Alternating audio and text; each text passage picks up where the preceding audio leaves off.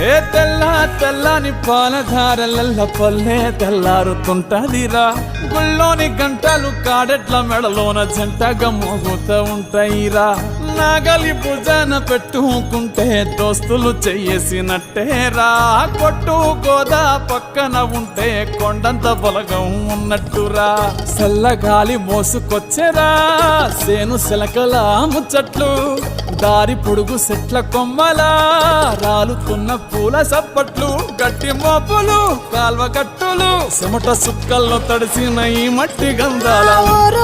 పల్లెటూరు దీని తీరే అమ్మ తీరు రంగులోన